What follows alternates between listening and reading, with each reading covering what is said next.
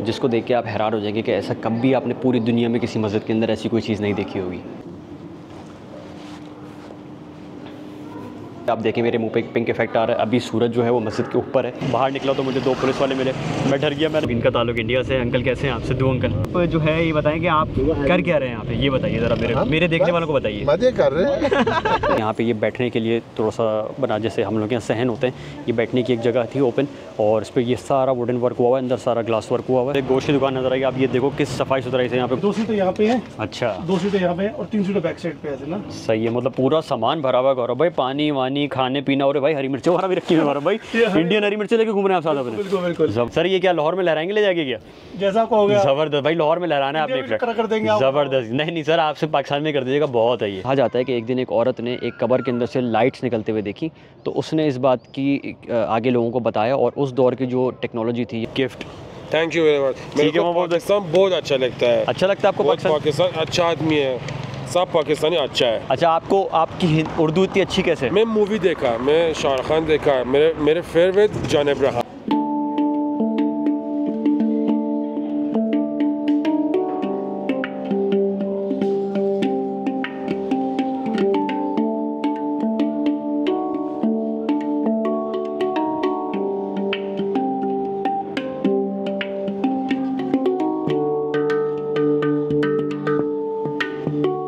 अस्सलाम वालेकुम everyone, this is Ibrahim from Karachi. कैसे हैं आप सब? मैं कल रात को इस्फहान से नाइट कोच लेके पहुंच गया था शिराज़। रात में मैं आपको व्लॉग इसलिए दिखा सका क्योंकि सच मुझे भी कोई सीनरी बाहर नज़र आ नहीं रही थी, तो मैं आपको क्या दिखाता, इसलिए मैंने कोई व्लॉग नहीं बनाया। मैंने सोचा कि शिराज़ आके ही व्लॉग बनाऊँगा। इस वक्त जिस होटल में शिराज़ में मैं ठहरा हूँ उसका नाम है न्यायश होटल, न्यायश बुटीक होटल, और ये यहाँ का एक बहुत अच्छा होटल है। मुझे यहाँ पर इतना बड़ा रूम जो है साफ़ सुथरा 3000 रुपये पर नाइट पर मिल गया है, ऑलमोस्ट 3000 रुपये पर नाइट, लाइक $11, अगर आप 11 से $12 पे मुझे US डॉलर में मुझे ये रूम पड़ा है। और ये होटल बहुत ही खूबसूरत है, इसका आर्किटेक्चर बहुत ही अच्छा है। मैं रिकमेंड करूँगा कि अगर आप लोग शिराज़ आते हैं और अगर आपको अफोर्डेबल अकोमोडेशन चाहिए in the heart of the city, तो आप यहाँ पे आके रुकें। अभी हम चलते हैं, थोड़ा सा शिराज़ एक्सप्लोर करते हैं। मेरे पास बहुत वक्त यहाँ पे कम है क्योंकि मेरी कल फ़्लाइट है मशहद की, जो मशहद से फिर मुझे वापस पाकिस्तान जाना है। तो मुझसे जितना हो सकेगा मैं आपको शिराज़ सिटी एक्सप्लोर कराऊँगा। आपसे मुझे सिर्फ एक चीज़ चाहिए कि आपने वीडियो को लाइक करना है, एक प्यारा सा कॉमेंट करना है, और चैनल को सब्सक्राइब करके बेल आइकन को क्लिक कर देना है। अब हम एक्सप्लोर करते हैं शिराज़ सिटी।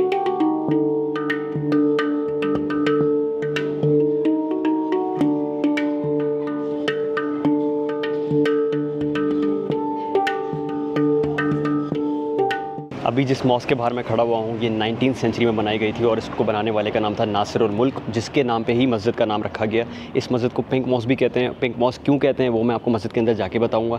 इसकी हिस्ट्री अगर मैं आपको बताऊँ तो ये 19वीं सेंचुरी में बनाई गई थी, जब कजर डायनेस्टी का दौर था, और उस दौर में एक बहुत ही मशहूर फैमिली थी शिराज़ की, जिसका नाम था कव्वाम फैमिली।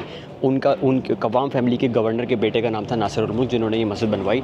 और ये यहाँ का फेमस टूरिस्ट स्पॉट है। अगर आप शिराज़ आएँ और आप इस मस्जिद को विज़िट ना करें तो आपका शिराज़ का टूर जो है वो इनकम्प्लीट है। तो अभी मैं आपको मस्जिद के अंदर ले जाता हूँ और इसकी हिस्ट्री बताता हूँ, उसकी खासियत बताता हूँ।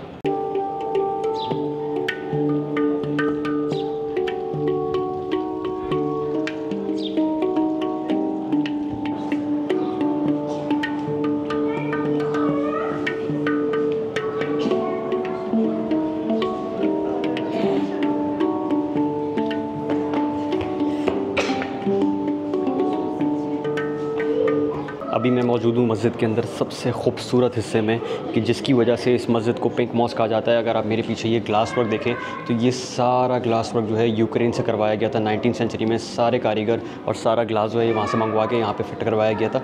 लेकिन जो इसके अंदर से लाइट आ रही है, आप देखें मेरे मुँह पे एक पिंक इफेक्ट आ रहा है। अभी सूरज जो है वो मस्जिद के ऊपर है, वरना ये पूरी मस्जिद में यहाँ पे कालीन पे जो है ना पिंक शेड होता है।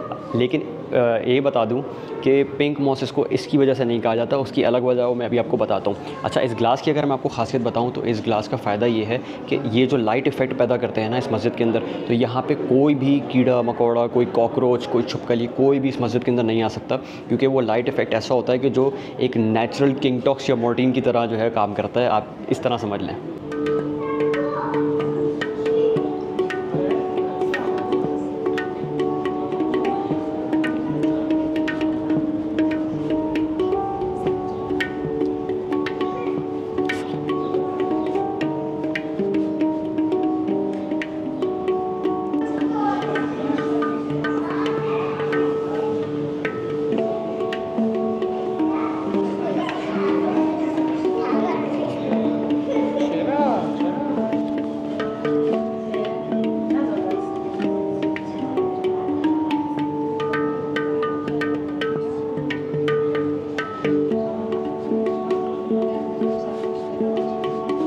अब मैं आपको बताता हूँ कि इस मस्जिद को पिंक मॉस्क क्यों कहा जाता है। मेरे पीछे जो आप टाइल वर्क देख रहे हैं, ये दुनिया की पहली ऐसी मस्जिद है जिसके अंदर पिंक कलर का टाइल वर्क किया गया था। अभी तक मैंने सर्च किया तो मुझे तो नहीं मिली कोई ऐसी मस्जिद जिसके अंदर पिंक कलर का टाइल वर्क किया गया हो। तो ये वाहिद मस्जिद है जिसमें ऐसा काम है। और इसकी एक और ख़ास बात है जो मैं आपको दिखाता हूँ, जिसको देख के आप हैरान हो जाएंगे कि ऐसा कभी आपने पूरी दुनिया में किसी मस्जिद के अंदर ऐसी कोई चीज़ नहीं देखी होगी। आप अगर इन टाइल्स के दरमियान पहले तो आप ये काम देखें कि ये कितना खूबसूरत पिंक और गोल्डन यहाँ पे काम हुआ हुआ है। हर जगह जो है ना आपको पिंक शेड के साथ डिफरेंट कलर्स मिलेंगे, एक अच्छा सा ब्लेंड बनाया हुआ है। लेकिन जो सबसे ज़्यादा अजीब सी बात है ना वो ये है कि ये पहली मस्जिद है जहाँ पे मस्जिद के अंदर चर्च की पिक्चर्स हैं। अगर आप देखेंगे तो हर जगह आपको यहाँ पे कोई ना कोई कैथीड्रल, कोई ना कोई चर्च नज़र आएगा। इसकी वजह क्या है वो मैं भी आपको बताता हूँ, लेकिन आप इसकी खूबसूरती देखें इसकी काम की कि क्या इसमें खूबसूरत काम किया हुआ है। वॉल वर्क से लेके जो ऊपर इसकी फॉल सीलिंग है वो भी आप देखें, पूरी जो है वो पिंक के कॉम्बिनेशन में, पिंक गोल्डन। इस मस्जिद में चर्च की तस्वीरें जो लगी हुई हैं उसकी वजह यह है कि नासिर और मुल्क जब फ्रांस ट्रैवल किया था उन्होंने, वो पेरिस गए थे, तो वहाँ से वो बहुत सारे पोस्ट कार्ड्स अपने साथ लेके आए थे जो उनको बहुत पसंद आए थे। और उनको इस बात का आइडिया नहीं था कि इस पोस्ट कार्ड के ऊपर कैथीड्रल्स या चर्चेस बने हुए हैं। तो उन्होंने यहाँ पे आके आर्किटेक्ट्स को वो पोस्ट कार्ड्स दिए और उन्होंने कहा मुझे बिल्कुल ऐसा ही टाइल वर्क चाहिए और इसके ऊपर जो तस्वीरें आएंगी वो ये आएंगी। जब मस्जिद बन गई, बिल्कुल फाइनलाइज़ हो गई, सब इसका इनॉग्रेशन वगैरह हो गई, तो उसके बाद किसी ने निशानदेही करी कि सर ये तो चर्च की पिक्चर है। लेकिन उस वक्त तक बहुत देर हो चुकी थी और इसको चेंज नहीं किया जा सकता था, जिसकी वजह से आज भी यहाँ पे चर्च की तस्वीरें मौजूद हैं मस्जिद के अंदर। मेरे पीछे जो आप ये पिलर्स देख रहे हैं ना, ये पूरा ऊपर से लेके नीचे तक जो है ना ये वन पीस है। इस पिलर में कोई जॉइंट नहीं, और इस मस्जिद में जितने पिलर्स लगे हुए हैं वो सभी ऐसे हैं। ये मस्जिद इतनी खूबसूरत है कि मैं कैमरा में इसको बयान कर ही नहीं सकता, ना आप लोगों को दिखा सकता हूँ। ये आप अपनी आंखों से आके यहाँ पे देख सकते हैं। मतलब इतना मुझे मज़ा आ रहा है इस मस्जिद के अंदर, मेरा दिल चाह रहा है कि मैं यहाँ बैठूँ थोड़ी देर, इसको थोड़ा सा एब्जॉर्ब करूँ और उसके बाद फिर मैं अपनी नेक्स्ट डेस्टिनेशन की तरफ चलूँ। बहुत मज़ेदार जगह है, बहुत हाईली रिकमेंडेड है। अगर आप शिराज़ आएँ तो इस मस्जिद को आपने मिस नहीं करना, भले ही आप सब चीज़ों को मिस कर दें, ये मस्जिद मिस नहीं कीजिएगा।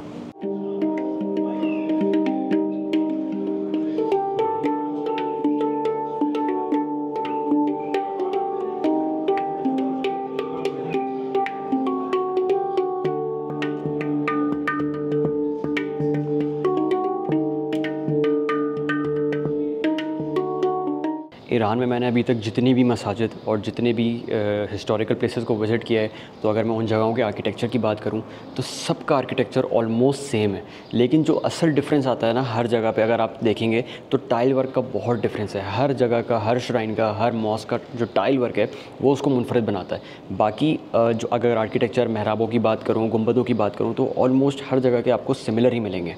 मस्जिद के एग्ज़िट पे एक बहुत ही खूबसूरत रेस्टोरेंट बना हुआ है सल्तनत बानो के नाम से। और मतलब ईरान में आप कहीं भी चले जाएँ, यहाँ का जो आपको कैफ़े और रेस्टोरेंट कल्चर देखने को मिलेगा वो आप, मेरे ख़्याल से आपको पाकिस्तान में तो आपने कभी ऐसा नहीं देखा होगा। इंडिया का मुझे इतना मालूम नहीं, मैंने विज़िट नहीं करा, लेकिन ये इतना खूबसूरत कैफ़े है कि मैंने कहा यहाँ पे आऊँ, विज़िट करूँ और यहाँ पे खाना खाऊँ। अभी आपको मैं थोड़ा सा यहाँ का दिखाता हूँ। ये जो जिस जगह पर मैं हूँ ये अंदर का लाउंज है, मैं आपको बाहर से इसका व्यू दिखाता हूँ। ये इस रेस्टोरेंट के अंदर बैठने की जगह है, खूबसूरत सीटिंग, ज़बरदस्त किस्म की टेबल्स, और ये इसका बाहर की लॉबी है, यहाँ पे भी आप बैठ के खाना एंजॉय कर सकते हैं।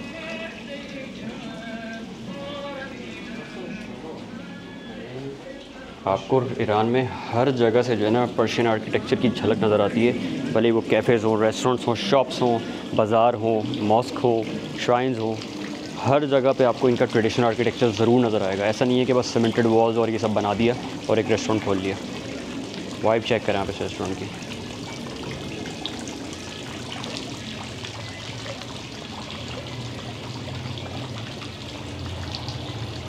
खाना मेरा आ चुका है और मैंने ऑर्डर किया था यहाँ का कौरमे सब्ज़ी करके कुछ है। ये इसमें मेरे ख़्याल से लोबिया है और ये कोई सब्ज़ी टाइप की है, मेरे ख़्याल से पालक लग रही है मुझे, आई एम नॉट श्योर। देखते हैं खा के। ये यहाँ की बड़ी फेमस डिश है, बहुत लोग खाते हैं और मुझे बहुत से लोगों ने रिकमेंड भी किया था कि आप ये लाजमी खाना। इसके साथ यहाँ पे राइस भी हैं और कुछ थोड़ा सा सलाद वाला दिया हुआ है, और ये शायद कोई एक आलू का पकौड़ा दिया हुआ है, पता नहीं एक क्यों दिया भाई, थोड़ा ज़्यादा ही दे देते। बिस्मिल्लाहिर्रहमानिर्रहीम। थोड़ी सी सब्ज़ी, चावल। अच्छा, राइस यहाँ पे ना हमेशा सेफ्रॉन के ऊपर कलर डाल के देते हैं इसके राइस में, इसको ऐसे खाया जाता है कॉम्बिनेशन में, बहुत ही मज़े का। जैसे हमारा पालक गोश्त होता है ना, ये बिल्कुल वैसा है। और मैंने अभी देखा, आपको दिखाता हूँ,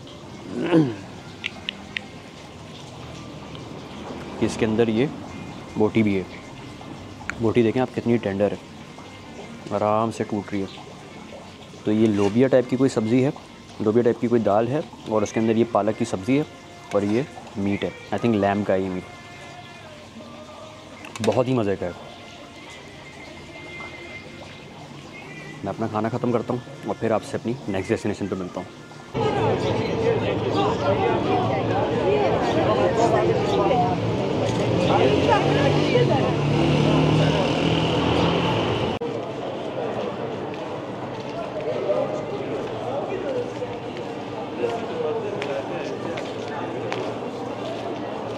अब जिस बाज़ार के अंदर मैं मौजूद हूँ ये शिराज़ का सबसे फेमस बाज़ार है जिसे कहते हैं वकील बाज़ार। वकील बाज़ार 18th सेंचुरी में बनाया गया करीम ख़ान ज़ांद के दौर में।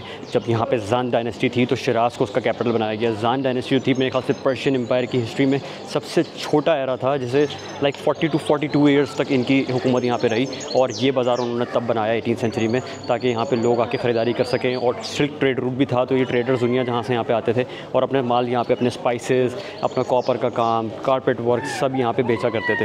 तो ये अभी तक का अगर मैंने कोई बाज़ार जो विज़िट किया है ना, 4-5 मेरा 5th सिटी है, मैं कहूँगा कि मेरा फेवरेट बाज़ार है ये। एक तो ये बहुत खुला बाज़ार है, इसकी छतें बहुत ऊपर हैं, मतलब कंजस्टेड बाज़ार नहीं है ये, बहुत डिफरेंट किस्म का है। और अगर किसी ने तारिक रोड पे कराची में करतबा मार्केट देखी हो ना, तो ये यहाँ की वाइब थोड़ी वैसी है लेकिन उससे थोड़ी बेहतर। यहाँ पे ज़्यादातर जो सामान आपको देखने को मिल रहा है ना, वो उस तरह का सामान है जो हमारे यहाँ ख़वातीन शादी के टाइम पे बनाती हैं। तो यहाँ पे ज़्यादातर शादी की शॉपिंग की जाती है। मैं आपको थोड़ा सा बाज़ार का ओवरव्यू दिखाता हूँ और फिर उसके बाद हम आगे बढ़ते हैं।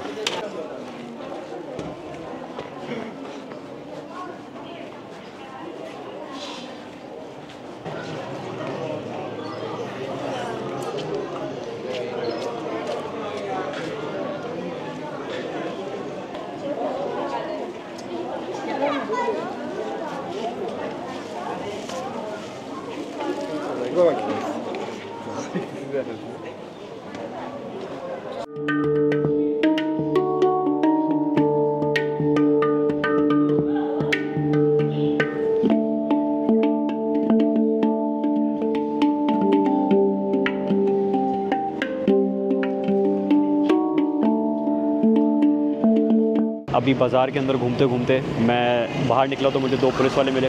मैं डर गया, मैंने कहा यार फिर कहीं मेरा कैमरा में चेक ना हो, लेकिन उन्होंने बोला कि नहीं यार हमारे साथ आप वीडियो बनाओ, हम बहुत फ्रेंडली हैं। तो ये हमारे अस्सलाम वालेकुम पाकिस्तान, अस्सलाम वालेकुम पाकिस्तान, अस्सलाम वालेकुम ईरान। बड़े फ्रेंडली हो गए। Ahwaz Arabia. ओके, मुझे तो समझ नहीं आ रहा कि लोग क्या बोल रहे हैं। अगर आप में से कोई जानता है इनकी ज़बान तो वो कमेंट्स में ज़रूर बताएं। ओके, तशक्कुर। अस्सलाम वालेकुम। ऐसे फ्रेंडली इंटरेक्शंस भी हो जाते हैं भाई एजेंसीज़ और पुलिस वालों से ईरान में। लेकिन इस्फहान और शिराज़ में जो है ना, ये मुझे कोई मुश्किलात पेश नहीं आई फिल्मिंग वगैरह करने में। मज़ा आया मुझे। और अब मैं चलता हूँ नेक्स्ट डेस्टिनेशन की तरफ। बाज़ार बहुत बड़ा है यार, मैं आप लोगों को क्या क्या दिखाऊँ। किसी भी लोकल से मुलाकात होती है वो यही बताता है कि यार जो ट्रेडिशनल चीज़ें थी ना वो बहुत कम होती जा रही हैं। चाइनीज़ जो है ना, चाइनीज़ प्रोडक्ट्स वो मार्केट के अंदर इस तरह पेनिट्रेट हो गए हैं कि अब आपको हर जगह चाइनीज़ प्रोडक्ट्स नज़र आते हैं। तो अभी मैं आगे चलता हूँ, आपको कोई दूसरी जगह दिखाता हूँ।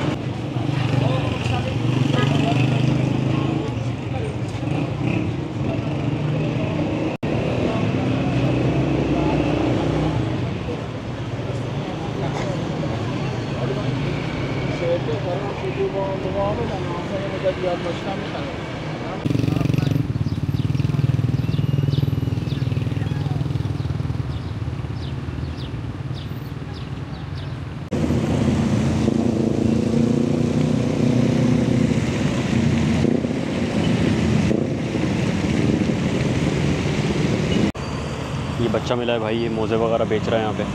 कराची की याद आ गई मुझे, कह रहा वीडियो में ले लें। How are you? Afghani. Afghani? You are from Afghanistan? Urdu आती है? हिंदी जानते हो? नहीं जानते? चलो ठीक है, ओके बाय बाय। अभी जो आप मेरे पीछे इमारत देख रहे हैं ये ज़ांद डायनेस्टी के रूलर करीम ख़ान ज़ांद का पर्सनल घर है। ये उन्होंने बनवाया था। उनको जब हुकूमत मिली तो वो उनकी उम्र थी 60 साल।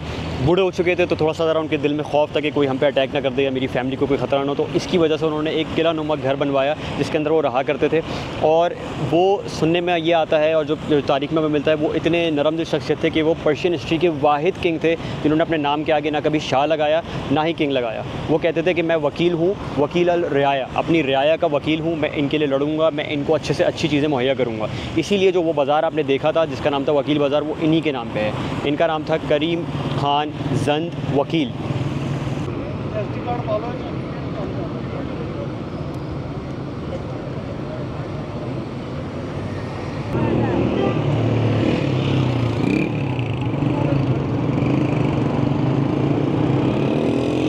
अभी मैं किला विज़िट कर ही रहा था कि मुझे बाहर से ये लोग, इनका ताल्लुक इंडिया से। अंकल कैसे हैं आप? सिद्धू अंकल बहुत बढ़िया।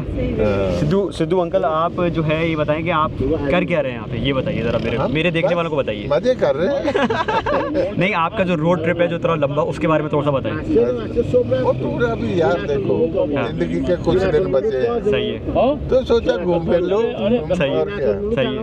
ये चीजें जो नहीं देखी थी वो देख रहे हैं।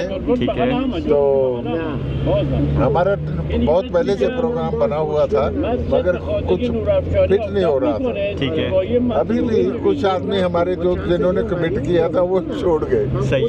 आप चले कहाँ से, आप ये बताइए। हम चले अम्स्टरडम से, वैसे लंदन से चले हैं। सही है। लंदन से हम चले हैं पेरिस, पेरिस से फिर चले हैं बेल्जियम, ओके। बेल्जियम से अम्स्टरडम, अम्स्टरडम से फिर हम दोबारा स्टार्ट करें रोटरडम, ओके। रोटरडम से जर्मनी, जर्मनी से ऑस्ट्रिया, ऑस्ट्रिया से स्लोवेनिया, स्लोवेनिया से क्रोएशिया, क्रोएशिया से बस चलते फिर बोस्निया, अपना मोंटेनेग्रो, अल्बानिया, और घूमते घूमते यहाँ से आप ईरान पहुँच गए। Greece, Bulgaria. और आपकी लास्ट डेस्टिनेशन क्या है अंकल? दिल्ली। लास्ट है हमारा दिल्ली। भाई ये पाकिस्तान में आएंगे। लास्ट फिर लंदन है। हाँ, मतलब रिसर्च फिर वो रिवर्स हो जाएगा ना। रिवर्स भाई ये we have a different route. Okay भाई, ये लोग जो है ना अपनी वैन के अंदर घूम रहे हैं। चाइना, काजाकिस्तान, उज्बेकिस्तान, किर्गिस्तान, तुर्किस्तान, अज़रबैजान, जॉर्जिया। पाकिस्तान में भी आ रहे हैं ना आप? पाकिस्तान भी आ रहे हैं ना आप? पाकिस्तान तो अभी जा रहे हैं। तो कराची आए, मेरे मेहमान बने। कराची आएंगे, कराची जाएंगे ना हम। कराची ऑन द वे नहीं आएगा, हम लोग एंटर लाहौर से निकल जाएंगे, इस्लामाबाद जाएंगे। अच्छा, इस्लामाबाद जाएंगे, वहाँ से पकड़ेंगे अपना एक्सप्रेस, सही। सियालकोट और सही। लाहौर, सही। और वाघा बॉर्डर से इंडिया में एंटर कर जाएंगे। ठीक है। तो भाई ये इनकी जर्नी है, बहुत ही इंटरेस्टिंग जर्नी है। मुझे ये लोग तेहरान में मिले थे और आज मुझे आउट ऑफ नोवेयर शिराज के अंदर भी मिल गया। ये होती है भाई किस्मत। अभी मैं इन लोगों के साथ जा रहा हूँ एक अंकल कहाँ जा रहे हैं? नारंजिस्तान गार्डन। नारंजिस्तान गार्डन जा रहे हैं हम लोग। मुझे नहीं पता, मुझे मरियम, हम लोग जा रहे हैं कोई गार्डन देखने और मैं आपको वहाँ सकता हूँ। तो मैं इनकी वैन भी आपको दिखाऊंगा जिसमें ट्रैवल कर रहे गार्डन। यस, हैं। Okay, Very beautiful. I will introduce you guys when once we are out of the car. Okay,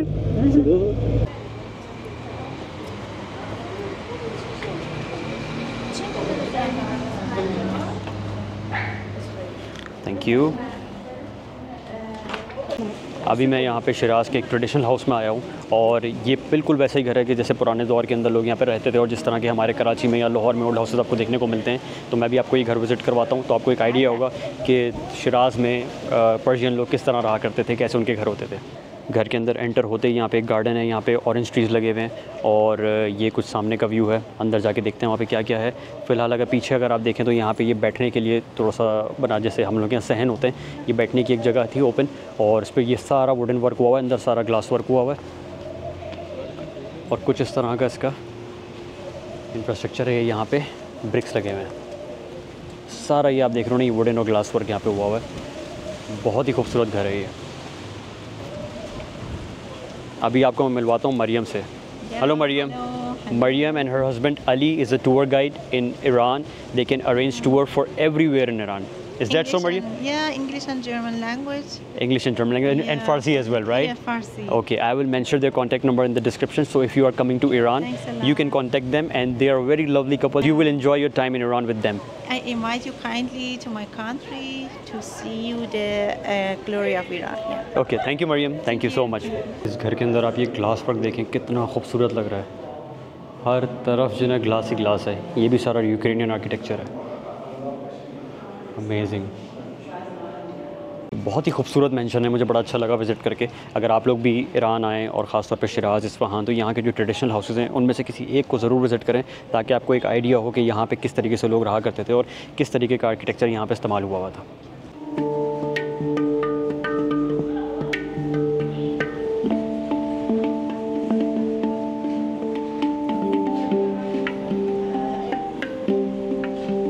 आप लोग सोच रहे होंगे कि मैंने करीम खान के घर के अंदर से तो आपको विज़िट कराया नहीं। असल में यार यहाँ पे कहीं भी आप जाते हैं ना तो उसका टिकट होता है। अगर मैं पूरा दिन अब टिकट ख़रीदता रह जाऊँगा ना तो मेरे ठीक ठाक पैसे, मतलब पर डे के हिसाब से 7 से 8 हज़ार रुपये तो मेरे टिकट्स के अंदर चले जाएंगे। इसीलिए बस मैं आपको बाहर से एक ओवरव्यू दे देता हूँ। अंदर मैं बहुत कम जगहों पर जाता हूँ जहाँ पर मुझे लगता है कि अफोर्डेबल है, मैं जा सकता हूँ, वहाँ मैं चला जाता हूँ। जो मुझे एक्सपेंसिव लगती है वो मैं छोड़ देता हूँ। शिराज की स्ट्रीट पर वॉक करते करते मुझे गोश्त की दुकान नज़र आई। आप ये देखो किस सफाई सुथराई से यहाँ पर गोश्त बिकता है।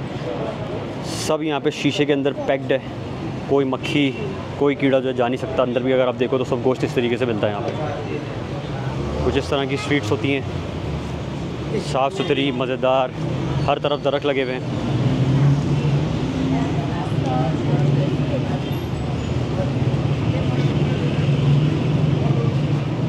अच्छा, अगर आप मुझसे पर्सनली पूछेंगे ना कि मुझे शिराज ज़्यादा अच्छा लगा या इस्फहान, तो मैं बोलूँगा कि मुझे इस्फहान ज़्यादा अच्छा लगा। इस्फहान की वाइब बिल्कुल डिफरेंट है वहाँ पे, मतलब बिल्कुल जो जैसे कहते हैं ना ज़्यादा जो यूरोप फील आती है वो आती है इस्फहान में। शिराज मुझे अच्छा लगा, मैं शिराज की बुराई नहीं करूँगा, लेकिन उस लेवल का नहीं है जिस तरह का इस्फहान था। भाई ये गौरव भाई हैं हमारे, और गौरव भाई की जो गाड़ी है ना जिसमें ये ट्रैवल कर रहे हैं। गौरव भाई कहाँ से, लंदन से स्टार्ट किया था ट्रैवल? लंदन से स्टार्ट किया था इन्होंने, और अब ये जाएंगे इंशाल्लाह यहाँ से इंडिया। और ये है इनकी मर्सिडीज़ स्प्रिंटर। अभी मैं आप लोगों को अंदर से दिखाता हूँ इसमें ये लोग किस तरह ट्रैवल कर रहे हैं, क्या सेटअप है अंदर से। गौरव भाई टूर कराएं ज़रा गाड़ी का भाई। बिल्कुल बिल्कुल। ये देखो गाड़ी पे लोगों ने भाई जहाँ जहाँ जाते हैं ना अपने अपने ऑटोग्राफ और अपने अपने निशान छोड़े में, हर जगह कुछ ना कुछ लिखा हुआ नज़र आएगा आपको। गौरव भाई खोलें, दरवाज़ा खोलें यार, आप गाड़ी तो दिखाएं ज़रा। ये 2 सीटें हैं आगे, हाँ। एक गाइड के लिए और एक शोफर के लिए। सही है यार, बड़ी कंफर्टेबल सीटें हैं। आपने कोई क्या वो लगवाई, कस्टमाइज सीटें लगवाई हैं क्या? कस्टमाइज करवाई है। अच्छा, पीछे दिखाएं, पीछे क्या खजाना रखा है आपने?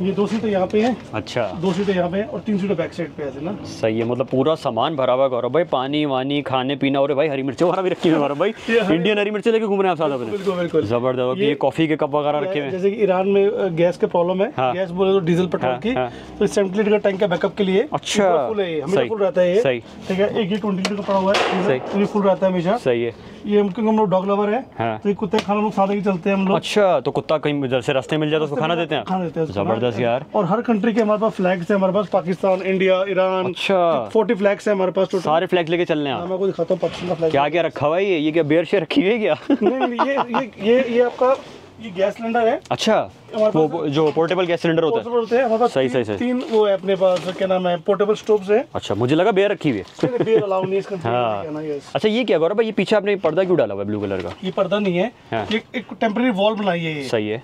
तो जो लगेज है ना, हाँ। हम लोग कैसे ट्रैवल कर रहे हैं, हाँ। अब बड़े बड़े लगेज देख रहे हो? जी जी जी जी। हम चेक इन करते हो कभी इसे नहीं निकालते, ये सही है। सिर्फ जो फ्लाइट के अंदर कैरी बैग्स होते हैं, हाँ। वही लेके जाते हैं होटल के अंदर। अच्छा, हाँ, ये बड़े बैग्स हम, क्योंकि जब हम लोग चले थे वहाँ से यूके से, हाँ। तो वो टेम्परेचर था वहाँ पे, क्या नाम है, -4, -5, -6। अच्छा, तो जैसे हम लोग ईस्ट में आते आ रहे हैं तो टेम्परेचर बढ़ता आ रहा है। सही सही तो हमने सही। क्या किया, जब वहाँ से चले थे तो हाँ। समर क्लोथ बड़े बैग्स में थे। सही है। अब इसके अंदर सबके अंदर विंटर क्लोथ्स हैं। अच्छा, सही सही। तो गौरव भाई, आप जिस चैनल पे ये डॉक्यूमेंट्री अपलोड करोगे उसका नाम क्या है? उसका नाम है cross overland adventure. Cross overland adventures. Yes। ठीक है भाई। भाई ये यूट्यूब पे सारी इनकी जो जर्नी है ना, जो ये इंग्लैंड से चले हैं और ये इंडिया जाएंगे और फिर इंडिया से वापस जाएंगे, डिफरेंट कंट्रीज़ को यूज़ करते हुए वो ये अपलोड करेंगे इन फॉर्म ऑफ डॉक्यूमेंट्री। आप लोग लाजमी सब्सक्राइब करना। क्या पता आपके किसी काम आ जाए, या कोई बंदा जो डच पासपोर्ट होल्ड करता हो या यूरोपियन पासपोर्ट होल्ड करता हो, तो उसके लिए बड़े अच्छा एक गाइड होगी ये देखो भाई, ये बड़ी ज़बरदस्त चीज़ देखने को मिली भाई। पाकिस्तानी फ्लैग भी लेके चल रहे हैं सर। ये क्या लाहौर में लहराएंगे ले जाके क्या?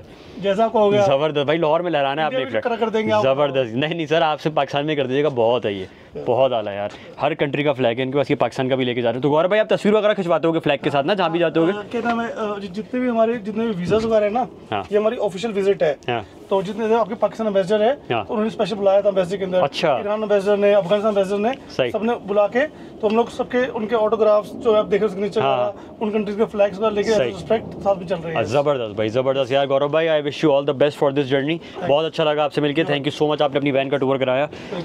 तो भाई ये था इनकी मर्सिडीज स्प्रिंटर का छोटा सा टूर। मैंने कहा यार ये कवर करना चाहिए। ये लोग मुझे तेहरान में भी मिले थे और अचानक आज आउट ऑफ नोवेयर ये लोग मुझे जो है शिराज़ में टकरा गए। तो ये भाई इनकी वैन है और चैनल का तो मैंने आपको बता दिया, तो आप लोग इनको सपोर्ट कीजिएगा। अल्लाहुम्मा सल्ली अला मुहम्मद व अला आलि मुहम्मद कमा सल्लैता अला इब्राहीम व अला आलि इब्राहीम इन्नका हमीदुम मजीद। अभी जो आपने क्लिप्स देखी जिस श्राइन की, उसे कहते हैं होली श्राइन ऑफ शाह चिराग। शाह चिराग क्यों कहते हैं वो मैं आपको आगे बताता हूँ। पहले मैं ये बताता हूँ कि यहाँ पे हैं कौन। ये हैं अहमद बिन मूसा अल काज़िम अलैहिस्सलाम, 7वें इमाम मूसा अल काज़िम के बेटे और 8वें इमाम रज़ा अलैहिस्सलाम के भाई। बेसिकली जब ये इनको मदीना में पता चला कि इमाम रज़ा अलैहिस्सलाम को शहीद कर दिया गया है, तो ये अपने लश्कर के साथ या अपने दोस्त अपने कंपेनियंस के साथ मदीना से खुरासान की तरफ चले। और जब ये शिराज़ पहुँचे तो मामून और रशीद के जासूसों को ये बात पता चल गई कि ये अपने साथियों के साथ शिराज़ में मौजूद हैं। तो उन्होंने मनसूबाबंदी करके इनके साथियों और इनको यहाँ पे कत्ल कर दिया। बहुत अरसे तक लोगों को ये बात पता ही नहीं थी कि यहाँ पे कब्र किसकी है। एक दिन एक औरत, कहा जाता है कि एक दिन एक औरत ने एक कब्र के अंदर से लाइट्स निकलते हुए देखी, तो उसने इस बात की आगे लोगों को बताया। और उस दौर की जो टेक्नोलॉजी थी या जो भी लोग इस्तेमाल करते थे, टेक्निक्स इस्तेमाल करते थे, उसको यूज़ करते हुए ये पता लगाया कि ये कब्र किसकी है। तो ये पता चला कि ये कब्र थी अहमद बिन मूसा अल काज़िम की। इसीलिए इन्हें कहते हैं किंग ऑफ लाइट्स या फिर शाह चिराग। श्राइन अंदर से बहुत खूबसूरत बना हुआ है और जो सिल्वर और ग्लास वर्क आपको देखने को मिलता है वो बहुत अच्छा लगता है। रात के टाइम पे अगर आप आएँ तो वो उसका व्यू बिल्कुल ही डिफरेंट है, बजाय इसके कि आप दिन में आके विज़िट करें। शिया मुस्लिम्स के लिए एक बहुत ही इंपॉर्टेंट साइट है शिराज़ में। तो यहाँ पे लाखों की तादाद में शिया मुस्लिम्स आते हैं और इस मज़ार को विज़िट करते हैं और यहाँ पे दुआएं वगैरह मांगते हैं, मन्नतें वगैरह मांगते हैं। श्राइन के अंदर कैमरा बिल्कुल भी अलाउड नहीं है, इवन माइक्रोफ़ोन भी अलाउड नहीं कर रहे थे, लेकिन मैं बड़ी मुश्किल से उनसे मिन्नतें करके ये अपना माइक्रोफ़ोन अंदर लेके आ गया ताकि मेरी आवाज़ आप लोगों को आ सके। मैं जितना आप लोगों को दिखा सकता था अंदर से मैंने उतना आप लोगों को दिखाया। बाकी अंदर मैं क्यों नहीं बोल रहा था उसकी वजह ये है कि काफ़ी लोग इबादत कर रहे थे और मैं उनको डिस्टर्ब नहीं करना चाहता था। इसी वजह से मैंने कहा कि मैं आपको बाहर आके डिफ़ाइन कर दूँगा। अल्लाहुम्मा बारिक अला मुहम्मद व अला आलि मुहम्मद कमा बारकता अला इब्राहीम व अला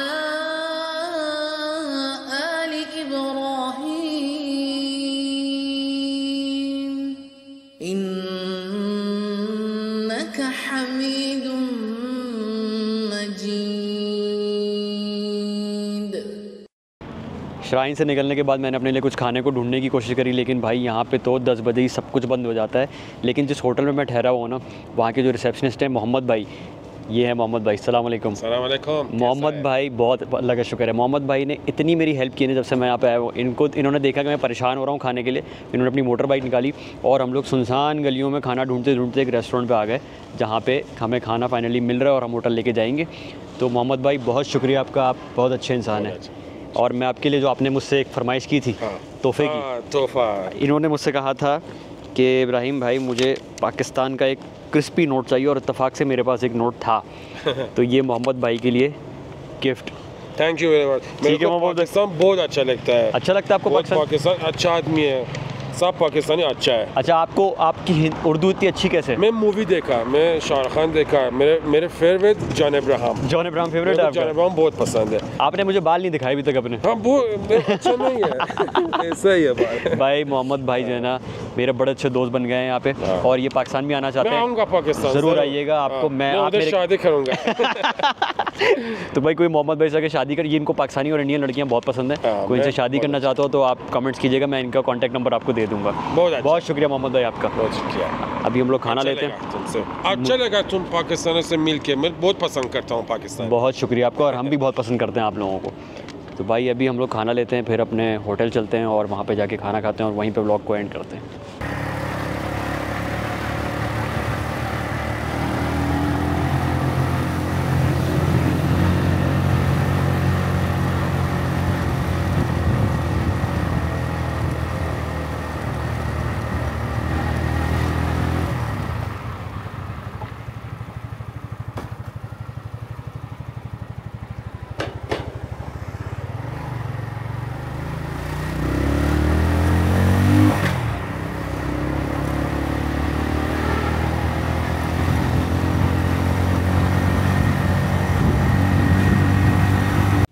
मैं अपने होटल पहुंच गया था, मोहम्मद भाई ने मुझे अभी ड्रॉप करा है। उन्होंने मुझे दिलवाया है बीफ चीज़ बर्गर, और उसके साथ उन्होंने मुझे दिलाई है यहाँ की लोकल लस्सी दूध, जो कि बहुत पी जाती है यहाँ पे, बहुत मज़े की होती है। और इसी के साथ मैं इस ब्लॉग को एंड करता हूँ। शिराज़ में मेरा आज लास्ट नाइट है, मैं कल यहाँ से निकल जाऊँगा मशहद के लिए। आपको मैं यहाँ का डोमेस्टिक फ़्लाइट एक्सपीरियंस दिखाऊँगा नेक्स्ट ब्लॉग में। तब तक के लिए अपना बहुत ख्याल रखें। अल्लाह हाफ़िज़।